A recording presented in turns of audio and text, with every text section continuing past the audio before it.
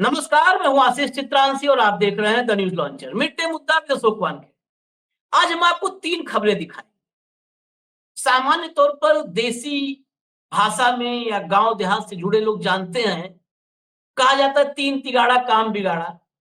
वैसे है तो ये अंधविश्वास टाइप का, लेकिन हम आज 3 खबर ही क्यों आपको दिखा रहे हैं? क्योंकि ये 3 खबरें इस देश के लोकतंत्र की बिगड़ती हुई सेहत का सबूत। इन 3 खबरों को एक-एक करके दिखाएँगे, भावुक को साथ लाएँगे, लेकिन उससे पहले तीनों खबरों की एक झलक जो थंबनेल में होती है, वो मैं ब्रीफ कर देता हूँ, फिर तत्काल भावुक हो।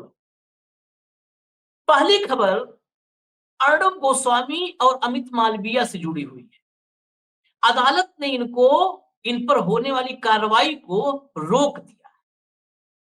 इन पर गैर जमानती धाराओं में मुकदमा दर्ज हुआ था, रोक दिया गया है। हाई कोर्ट ने रोका है।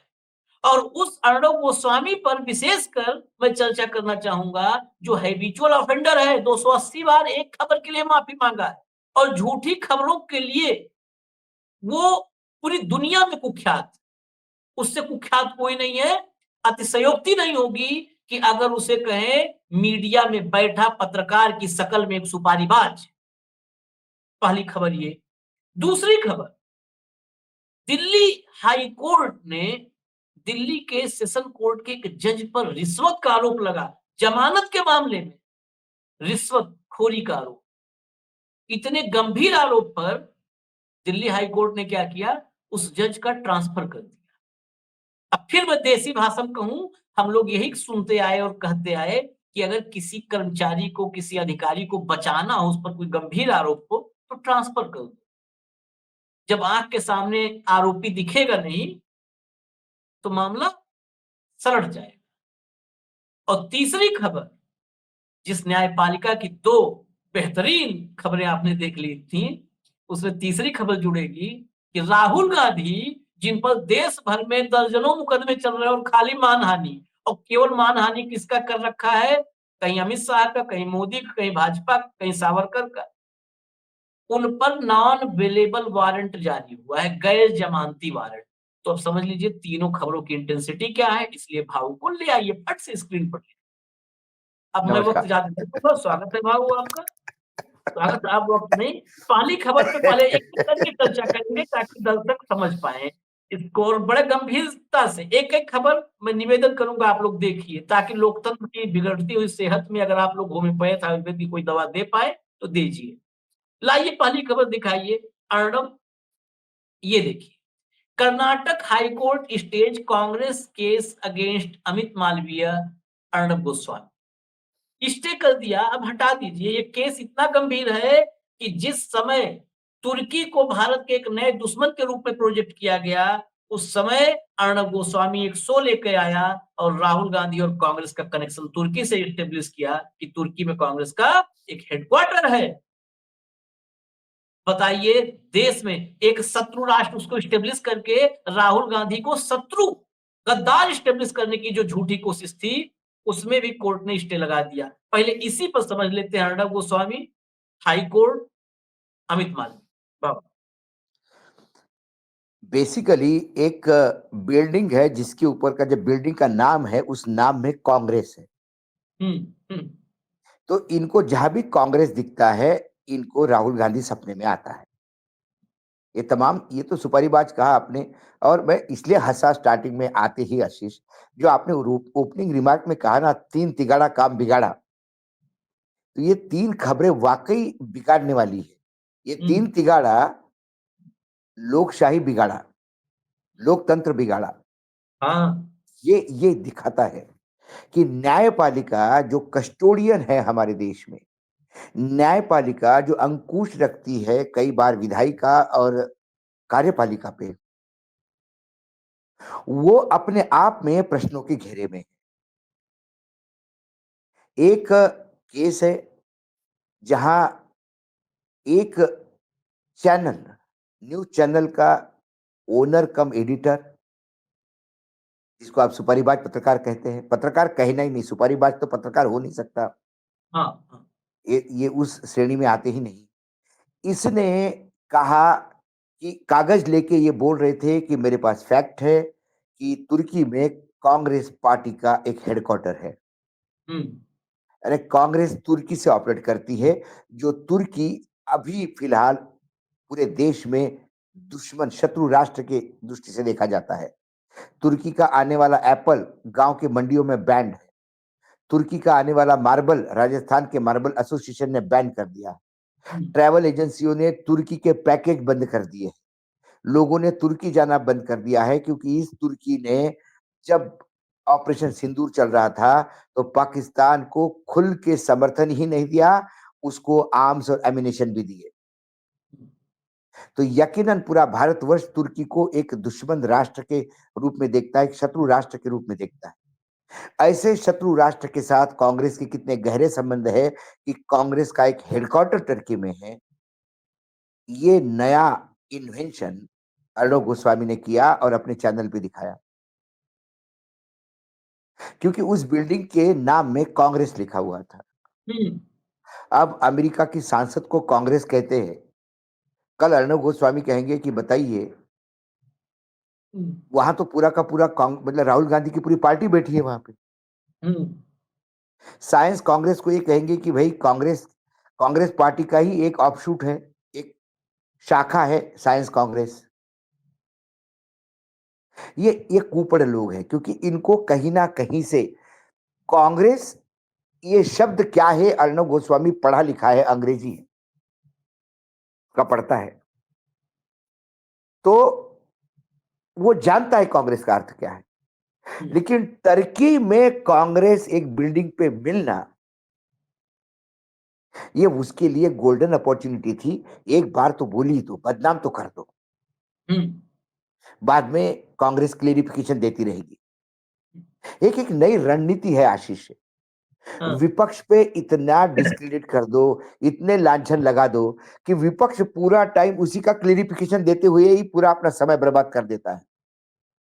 और सत्ता पक्ष के लिए, जो सत्ता पक्ष के कुकर्म है, उनको वो उजागर ही नहीं कर सकता, क्योंकि अपने ऊपर लगे हुए आरोपों को ही वो 24 घंटे जवाब देना होता है। और ये आरोप लगाने के लिए अर्णव गोस्वामी जैसी फौज खड़ी है, और ये नेक्सस है। जैसे ही अर्णव गोस्वामी कुछ करते हैं, तुरंत अर्णव गोस्वामी ने किया, मालविया ने ट्वीट किया। हाँ, मालविया खबरें देखते रहते हैं। मालविया ने एक मेरे खबर को भी ट्वीट करके सीधा सीधा जो मैं नहीं कहना चाहता था, वो अपने ट्वीट के जरिए कह के उसने उसको तड़का लगा दिया। ये हुँ, अच्छा, ये मालविया का काम है, क्योंकि वो आईटी सेल का काम है, और डिस इन्फॉर्मेशन करना, गलत वीडियोस रिलीज करना, ये वो करते रहते हैं। ये एक राजनीति का नए नए नया, वो मोदी जी कहते हैं ना, ये नया भारत है, तो ये नए भारत की नई राजनीति है, और नए राजनीति के नए हथकंडे हैं। तो एक राजनीतिक दल को आप एक शत्रु राष्ट्र के साथ बड़े दावे के साथ जोड़ते हो।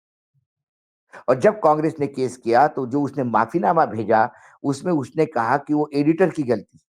हुँ, सवाल, आप भी इलेक्ट्रॉनिक मीडिया में काम कर चुके हैं, टेलीविजन को मैं भी, जितना अर्णव जानता है टेलीविजन को, उससे ज्यादा ही आप और मैं जानते हैं, छोड़ दीजिए। हाँ, टेक्निकली उससे ज्यादा साउंड है हम, हाँ, ठीक है।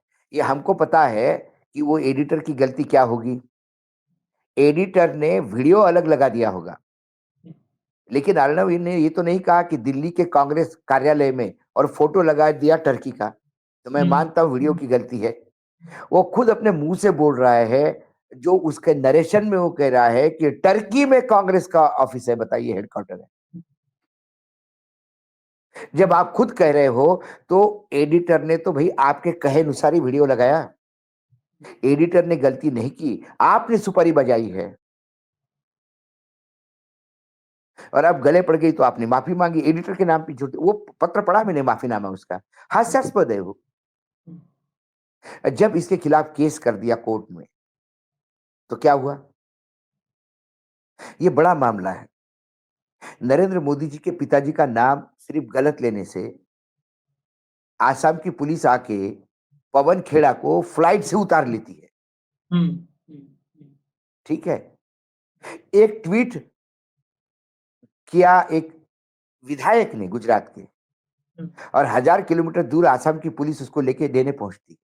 हम्म, मतलब यहाँ पे कोई भी किसी की अवमानना होगी तो आसाम ने ठेका लेके रखा है कि हर अवमानना के लिए केस दर्ज करना। बीजेपी के किसी भी नेता के बारे में कुछ हो गया तो सिर्फ आग लगती है आसाम में। और यदि कांग्रेस के बारे में कोई इतनी बड़ी बात कह दे कि कांग्रेस का कार्यालय का एक हेडक्वार्टर टर्की में है और कांग्रेस का कितना संबंध है टर्की से, शत्रु राष्ट्र से, तो कांग्रेस शत्रु राष्ट्र ही हो गया ना। ये कांग्रेस को इतने बड़े लेवल पे ऐसे समय जब देश युद्ध की स्थिति में है, टर्की का बहिष्कार कर रहा है, तो आप क्या सोचते कि देश कांग्रेस का बहिष्कार करे? क्या इसके लिए ये षड्यंत्र रचा जा रहा था? और ये जब जाता है तो कोर्ट उसको तुरंत जमानत दे, मतलब कोर्ट ये कहती है कि ये क्रिमिनल केस नहीं होता, स्टे देती है उस पे, स्टे लगा दिया। हाँ। स्टे लगा दिया। कोर्ट को अर्णव गोस्वामी ने जो कहा कांग्रेस के बारे में वो बहुत ही कमजोर लगता है।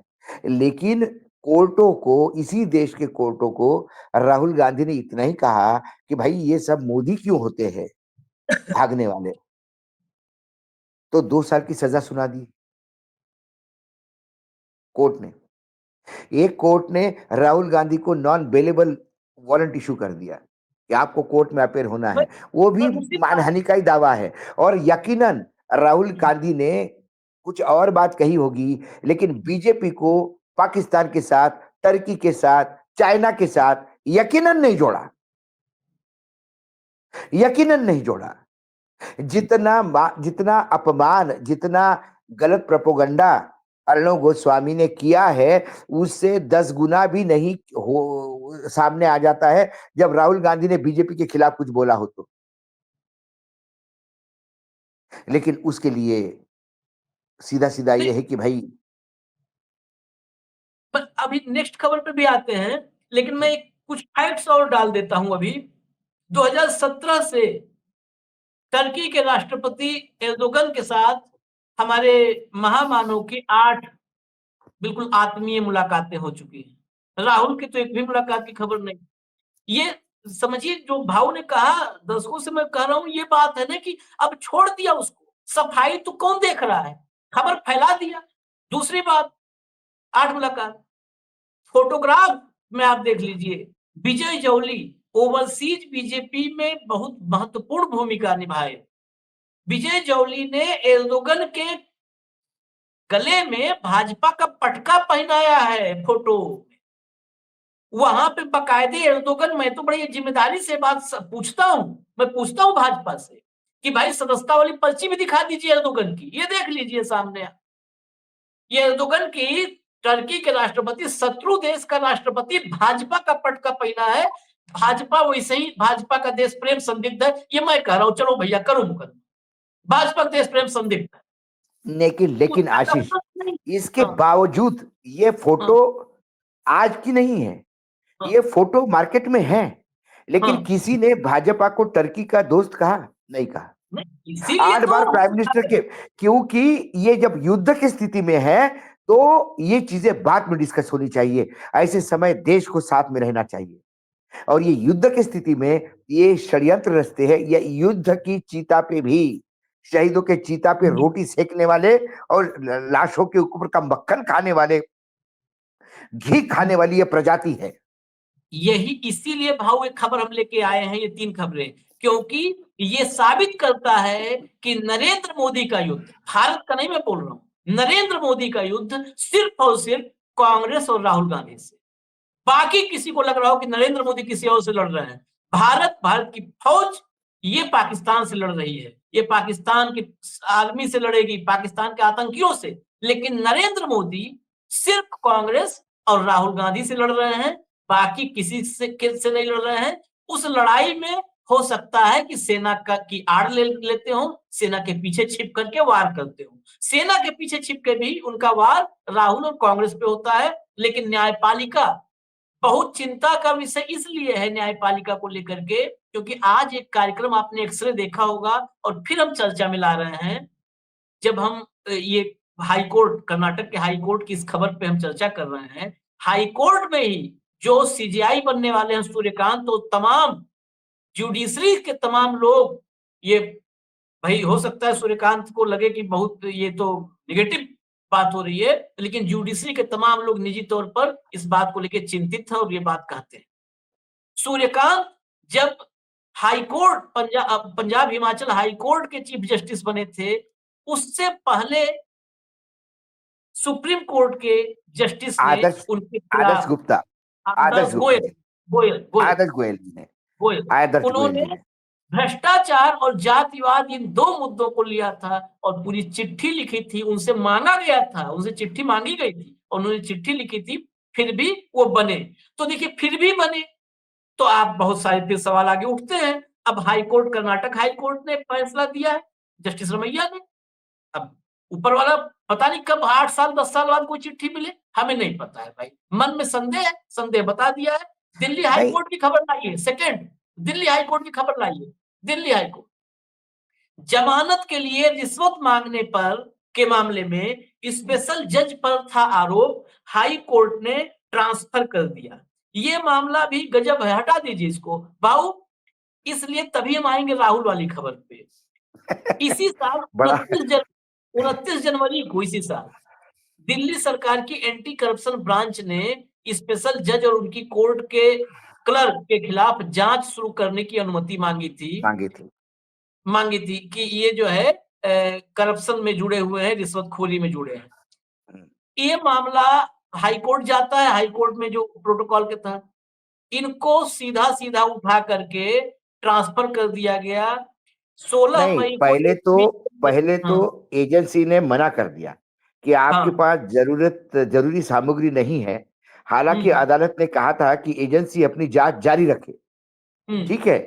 फिर हाँ। कोर्ट ने ये कहा था अगर स्पेशल जज के खिलाफ कोई ठोस सबूत मिलता है तो फिर अदालत में आए। 16 हम्म मई को एसीबी एंटी करप्शन ब्यूरो ने जज के सहयोगी अहलमत के खिलाफ यानी क्लर्क के खिलाफ एफआईआर दर्ज कर ली और 20 मई को हाई कोर्ट के स्पेशल जज का ट्रांसफर साउथ एवेन्यू कोर्ट से दूसरी कोर्ट में कर दिया हाई कोर्ट ने। ठीक है। हम्म। अब इसमें यह है कि 29 जनवरी एसीबी की ओर से भेजे गए पत्र में लिखा था कि राउज एवेन्यू के कोर्ट के अधिकारियों अहमद यानी क्लार्क और विशेष जज के खिलाफ शिकायतों को लेकर इसमें बातचीत की ऑडियो रिकॉर्डिंग भी शामिल है। हाँ, एंटी करप्शन ब्यूरो ने, मैं थोड़ा डिटेल में इसलिए बोल रहा हूँ कि ये बहुत बड़ा मामला है आशीष, बहुत बहुत बड़ा बड़ा है। मामला है ये। कि हाँ। अप्रैल 2023 में एक दर्ज मामले के बारे में लिखा है। इस मामले में जीएसटी अधिकारी पर 2021 में फर्जी बोगस फर्म को जीएसटी रिफंड जारी करने का आरोप है। एंटी करप्शन ब्यूरो ने इस मामले में जीएसटी अधिकारी, 3 वकील, एक चार्टर्ड अकाउंटेंट, 2 ट्रांसपोर्टर समेत 16 लोगों को गिरफ्तार कर लिया था। इन सभी को स्पेशल जज की अदालत में पेश किया गया, जहां उन्हें न्यायिक हिरासत में भेज दिया गया था। एंटी करप्शन ब्यूरो के अनुसार आरोपियों ने जब अदालत में जमानत के लिए अर्जी लगाई तो बहुत सारी अर्जियों पर सुनवाई हुई, लेकिन उन्हें टाल दिया गया या अलग अलग तारीख के लिए सुरक्षित रखा गया। ये टाल दिया गया और सुरक्षित रखा गया, ये दो शब्द जो है वो श्रोता जरा ध्यान से अपने दिमाग में जमा कर ले, क्योंकि इसी पे सारा खेल होता है। इस मामले में एंटी करप्शन ब्यूरो की पहली शिकायत 30 दिसंबर 2024 को ईमेल के जरिए मिली थी, जिसमें जीएसटी ऑफिसर के रिश्तेदारों ने आरोप लगाया था कि उन लोगों से अदालत के कुछ कर्मचारियों ने संपर्क किया और जीएसटी ऑफिसर की जमानत के लिए 85 लाख रुपए और अन्य आरोपियों से 1-1 करोड़ रुपए की रिश्वत मांगी गई थी। एंटी करप्शन ब्यूरो लिखता है कि जीएसटी ऑफिसर के रिश्तेदार द्वारा लगाए गए आरोपों के मुताबिक जब उन्होंने पैसे देने से इनकार कर दिया तो उनकी जमानत याचिकाओं को 1 महीने से ज्यादा वक्त के लिए लटका दिया गया और बाद में इन्होंने खारिज कर दिया। इसके बाद एक आरोपी दिल्ली उच्च हाईकोर्ट पहुंचा। उसका कहना है कि उन्होंने धमकाया गया कि हाईकोर्ट से अपनी अर्जी वापस ले, वरना स्पेशल जज उनके खिलाफ सख्त कार्रवाई करेंगे। इसके साथ ही 1 करोड़ रुपए भी मांगे गए। इसके अलावा एक और शिकायती भी इस मामले में एसीबी को मिली, एंटी करप्शन ब्यूरो को। इसमें एक शख्स ने कहा कि उससे जनवरी के पहले हफ्ते में अदालत के कर्मचारी ने संपर्क किया और 3 आरोपियों की जमानत दिलवाने के लिए 15-20 लाख रुपए प्रति व्यक्ति के हिसाब से रिश्वत मांगी। अब होता क्या है कि जब रिश्वत की आपकी एप्लीकेशन आती है तो इसको लटका दिया जाता है या आरक्षित रखा जाता है। वो इसीलिए करा जाता है कि उसी के बीच में वो डील होते हैं। आपको आज ही आपके पास जमानत आई, आपको लगा जमानत देने लायक है तो जमानत दे दो, जमानत नहीं देने लायक है तो रद्द कर दो, दो बातें हो सकती है। लेकिन मामला लटकाया जाता है 1 महीने के लिए या 15 दिन के लिए। उस 15 दिन में अप्रोच होता है, उधर से नेगोशिएशन होता है, फिर पैसा ट्रांसफर होता है, पैसा कहाँ जाता है। फिर अभी तो क्या जजों के घर में पुलिस भी नहीं घुस सकती बेचारी, तो आग वाग लग जाती है तो अग्नि देवता ने प्रसन्न कर दिया, तो एक हाई कोर्ट के वर्मा जी मिल गए थे बहुत सारे पैसों के साथ जले जलाए। तो ऐसे पैसे फिर डील होती है और फिर जमानत मिलती है। ये एक्सटॉर्शन नहीं है तो क्या है? यदि आप हाई कोर्ट जाते हैं और आपको नीचे यदि आपने नेगोशिएशन नहीं किया और हाई कोर्ट गया तो आपको धमकी दी जाती है कि आप हाई कोर्ट तो गए हो लेकिन ओरिजिनल केस तो मेरे पास ही है। हाँ। हाई कोर्ट तो आप जमानत के लिए गए हो, ओरिजिनल केस तो मेरे पास है, जमानत तो मिल जाएगी लेकिन केस में ऐसा रगड़ दूंगा कि जिंदगी भर याद रहेगी। तो पैसा तो देना पड़ेगा। आए हो तो क्या लाए हो, और जाओगे तो क्या दे के जाओगे? इस तर्ज पे क्या देश का न्यायालय चल रहा है? और ये मैं इसलिए कहता हूँ कि किसी जज के यहाँ करोड़ों रुपए मिल जाते हैं, उसको उसको ट्रांसफर किया जाता है। ये इसको ट्रांस ट्रांसफर पनिशमेंट है, ये बचाव है। न्यायपालिका भ्रष्टाचारियों का बचाव करती है या उनको पनिशमेंट देती है। आपने यदि उनको ट्रांसफर ही कर दिया तो ये इससे बड़ा कोई कानून ही नहीं। फिर तो ये पूरे देश में लागू किया जाए न्यायपालिका के साथ-साथ। कोई अधिकारी रिश्वत लेते हुए गिरफ्तार हो गया, तो उसको काहे को गिरफ्तार करो, उसको ट्रांसफर करो। हाँ। भाई जब जजों के ट्रांसफर होते हैं तो फिर अधिकारियों के क्यों नहीं? कुल मिला के न्यायपालिका को अपने बीच में शुद्धिकरण करना होगा। न्यायपालिका को शुद्धिकरण करना होगा, नहीं तो जनता रिएक्ट करेगी और जनता का रिएक्शन आशीष, चावल के दाने को दबा के देखती है महिला जब चावल पकता है कि नहीं।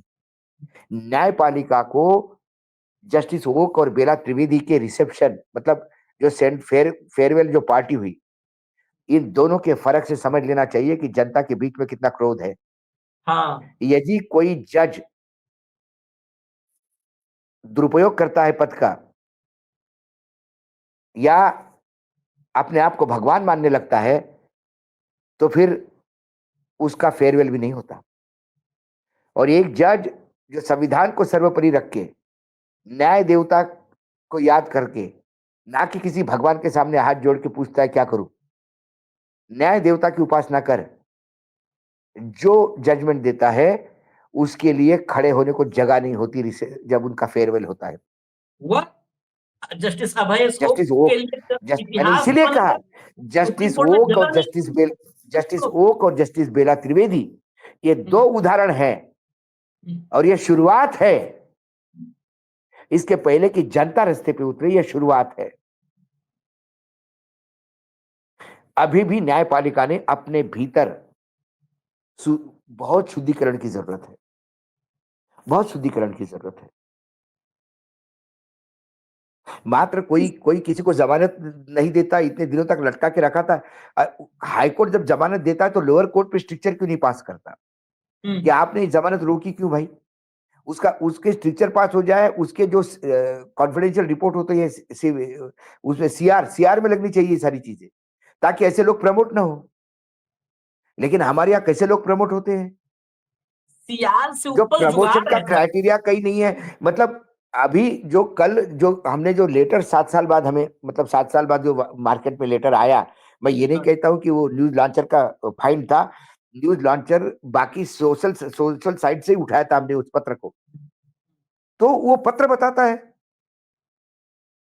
कि आपको मुझे मक्खी मक्खी गिरी है थाली में, तो आप आग बंद करके निगल लोगे कि मक्खी को हटाओगे? न्यायपालिका के अब आंखें खुल गई है। न्यायपालिका ने आंखें खोल के मक्खी साइड को कर लेनी चाहिए, ना कि मक्खी के साथ निवाला ले ले। क्योंकि मक्खी पेट में गई तो न्यायपालिका की सेहत खराब हो जाएगी और वही सेहत खराब होती हुई दिखाई देती है। हाँ। तो आखिरी खबर पे अभी देखिए, आखिरी खबर पे आ ही गए हम लोग करते करते। ये जमानत के मामले, एक मैं और बता दूं, अभी कल की खबर है। सुप्रीम कोर्ट ने एक फटकार लगाई। यही मामले आदमी कैसे निसंदेह करेगा।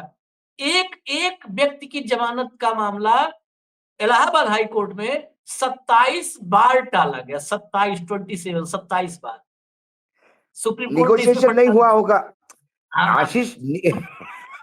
निगोशिएशन नहीं हुआ होगा, पैसे की अब व्यवस्था राहुल नहीं हुई होगी। अब राहुल पे आते हैं। राहुल पर सुल्तानपुर से लेके बरेली से लेकर देश भर में दर्जनों मानहानि के केस हैं।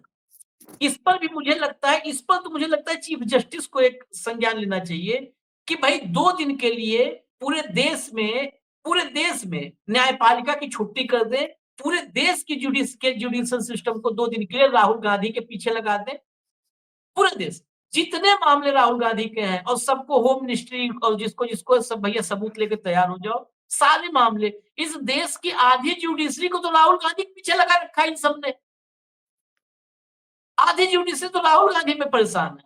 अब देखिए, अर्णब और अमित मालविया, इन पे स्टे है, और अर्णब जो आदतन अपराधी है, और राहुल गांधी पे नॉन अवेलेबल वारंट हो गया है। चाईबासा से खबर देख लीजिए, फ्रेश ट्रबल, ये देखिए बाकायदे यहाँ पर लिखा है तो बड़ा सोच समझ के शब्द लिखा, फ्रेश ट्रबल, ये एकदम ताजा ताजा है, बाकी तो पुराने हर दिन के आते रहते हैं। Fresh trouble for Rahul Gandhi, non available warrant issued in defamation case. ये चाईबासा का मामला है 2018 का, हटा दीजिए। हिंदी में भी देख लीजिए, राहुल गांधी की बड़ी मुश्किलें, रोज तो बढ़ती ही है, घटती कब है राहुल की मुश्किलें। इस देश की और राहुल गांधी की मुश्किलें बढ़ी रही है, घट नहीं रही है। तो ये 2 दिन के लिए छुट्टी न कर दिया जाए कि परमानेंट, पहले राहुल को ही निपटा लो भाई, देश फिर आगे। भाई विकास में एक ही आदमी रोड़ा है देश के, राहुल हाँ, गांधी, एक ही आदमी रोड़ा बिल्कुल, है। बिल्कुल, नहीं, बिल्कुल, बिल्कुल, आपका बिल्कुल, भारत हो चुका होता, हम भी सुगरू ही बिल्कुल, बन गए बिल्कुल। होते। मोदी जी के सामने एक राहुल गांधी खाली गड़बड़ कर दे रहा है, तो 2 दिन की छुट्टी करके देश में राहुल गांधी को ही पहले समझ लेते हैं, सलट लेते हैं। हाँ? ये मामला 2018 का है आशीष। हाँ, 28 हाँ। मार्च 2018 को कांग्रेस के एक अधिवेशन में राहुल गांधी ने भाजपा के खिलाफ तीखे शब्दों का इस्तेमाल किया। ठीक है। इस भाषण को लेकर भाजपा के नेता प्रताप कटियार ने 9 जुलाई 2018 को चाईबासा सीजेएम कोर्ट राहुल गांधी के खिलाफ मामला दर्ज किया। इसके बाद झारखंड हाईकोर्ट के निर्देशन पर 20 फरवरी 2020 को रांची स्थित MP MLA special court transfer कर दिया गया। वहां हाँ, से केस रिकॉर्ड वापस फिर चाईबासा वापस। की एमपी एमएलए कोर्ट में चला गया, जहां न्यायिक दंडाधिकारी ने इसका संज्ञान लेते हुए राहुल गांधी को समन जारी किया। समन्स के बावजूद राहुल गांधी हाजिर नहीं हुए। इसके चलते पहले जमानती वारंट जारी किया गया, तभी भी पेश नहीं हुए। राहुल गांधी के वकील ने हाईकोर्ट में वारंट पर रोक लगाने की मांग की थी, जिसे कोर्ट ने 20 मार्च 2024 को निरस्त कर दिया था। इसके बाद चाईबासा कोर्ट में व्यक्तिगत पेशी से छूट की एप्लीकेशन दाखिल की, वो भी खारिज कर दी गई। चाईबासा एमपी एमएलए कोर्ट ने सख्त रुख अपनाते हुए गैर जमानती वारंट जारी कर दिया और राहुल गांधी को 26 जून को पेश होने का आदेश दिया। अगर वे इस बार अनुपस्थित रहते हैं तो उनके लिए कड़ी कार्रवाई की जाएगी। अब मैं आपको बताता हूँ होता क्या है Ashish. Rahul Gandhi leader of opposition है, एक विपक्ष के नेता है। राहुल गांधी आपको ऐसा दिल्ली में घूमते हुए तो नहीं बैठे हुए हैं। राहुल गांधी के रोज के प्रोग्राम कोर्ट के सामने है। बिहार के चुनाव है, हर स्टेट में घूम रहे हैं, हर जगह जाते हैं। ये जो लोग मारे गए हैं पहलगाम में, उनके हर इसको, अभी तो जम्मू कश्मीर में थे, कश्मीर के जो बच्चे हैं उनको बता रहे थे कि आप चिंता मत करो, सब ठीक हो जाएगा। वो तो लगातार भ्रमण कर रहे हैं। ऐसे में ये यदि देश के हर जिले में उनके खिलाफ अवमानना का केस चलेगा, हाँ, तो हाँ, राहुल गांधी सिर्फ कोर्ट में बने रहेंगे। ठीक है। क्या राहुल गांधी की व्यक्तिगत वहां कोई जिरह होनी थी? राहुल गांधी की तरफ से कोर्ट में लोग अपेयर हो रहे थे, वकील अपेयर हो रहे थे। राहुल गांधी का भाषण सामने है, दोनों तरफ से दलीलें दे रही है। जिस दिन आपको राहुल गांधी को सजा सुनानी होगी, उस दिन राहुल गांधी को आप बुला लीजिए कि आज सजा सुनानी है आपको।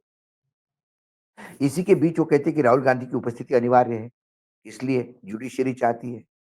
जुडिशरी क्यों चाहती है? कि भाई राहुल गांधी को अटकाना है। वो आज झारखंड जाएँगे, कल से फिर रायबरेली आएँगे, वहाँ से उसके बाद महाराष्ट्र चले जाएँगे, पुणे, उसके बाद तमिलनाडु चले जाएँगे, उसके बाद केरल चले जाएँगे। हर राज्य में वो दौरा ही करते रहेंगे।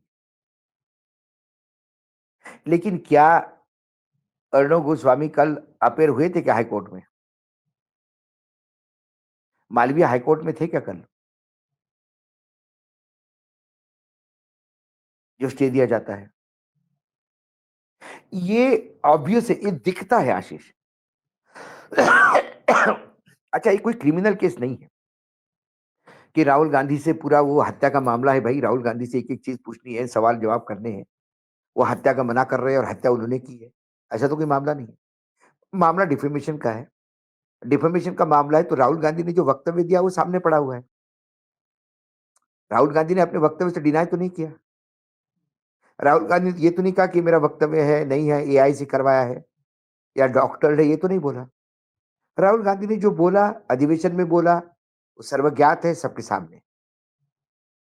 अब वो कैसी अवमानना है, वो उनके वकील बता रहे हैं। कैसी अवमानना नहीं हो सकती, ये इनके वकील बता रहे हैं। इस पे जज साहब को कॉल लेनी है और उसके बाद जज साहब को उनको बुला के पूछना है कि आपने भाषण दिया था? हाँ, दिया था।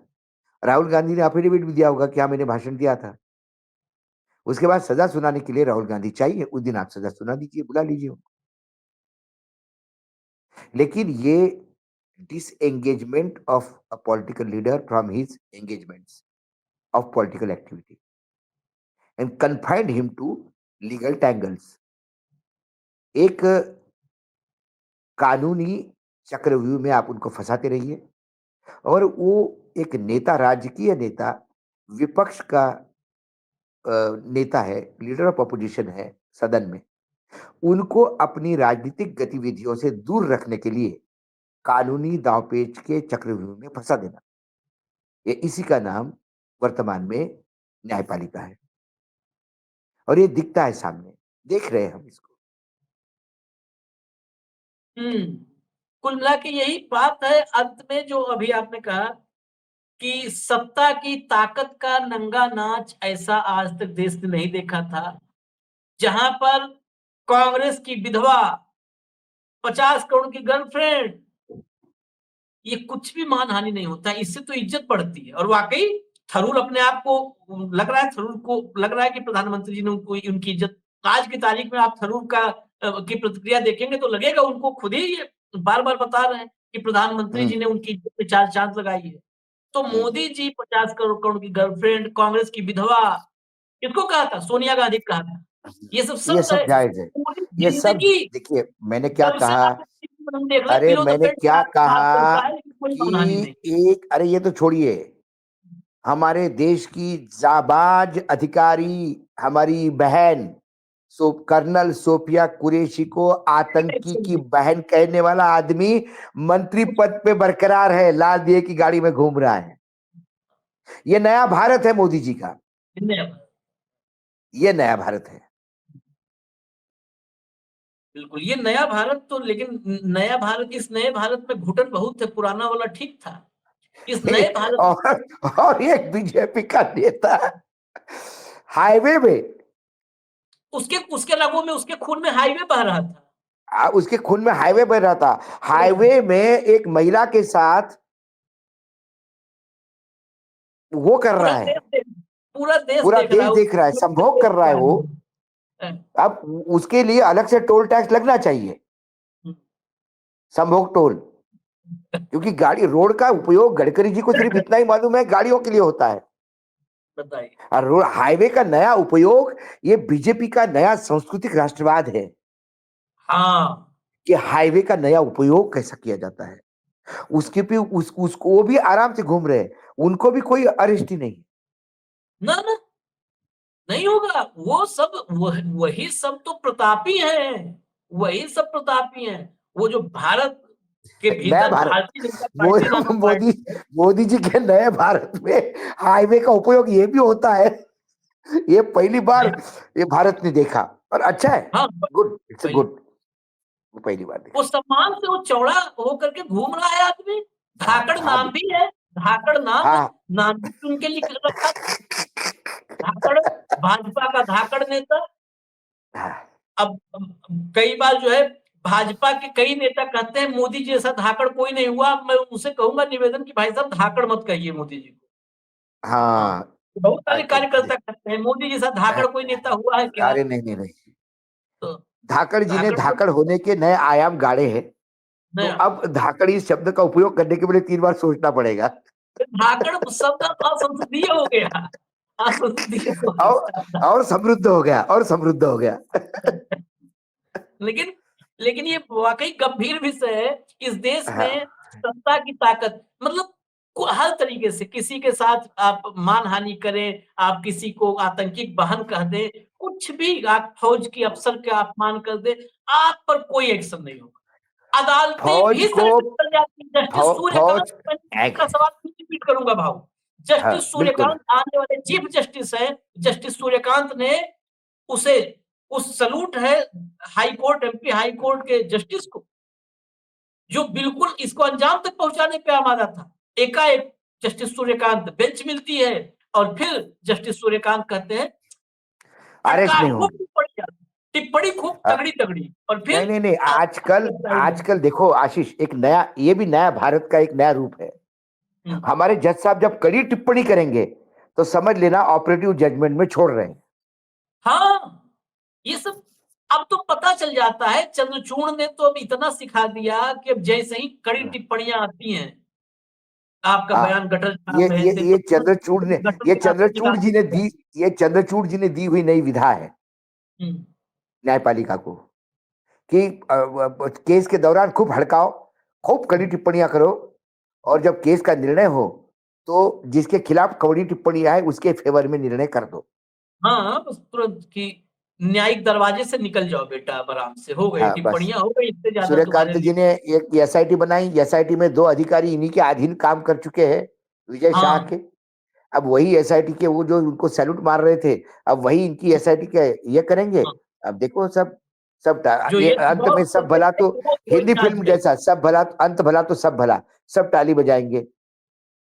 हो गया, कुछ नहीं होना है। मैं बता तो रहा हूँ, इस आखिर में निराशावादी बात नहीं करते भाऊ, लेकिन ये देख के लगता है कुछ नहीं होना है। हम लोग तो रोज सवाल करते रहेंगे। देश की जनता मजे में है, मजा उसको आ रहा है, मजा लेने दीजिए, हम लोग अपना काम करते रहेंगे सवाल, बाकी कुछ नहीं होना है। पूरा इतना रोज दर्जनों उदाहरण आ रहे हैं, दर्जनों उदाहरण बेशर्मी, बेहयाई के दर्जनों उदाहरण आ रहे हैं। सत्ता की बेशर्मी और बेहयाई के, लेकिन देश मौज में।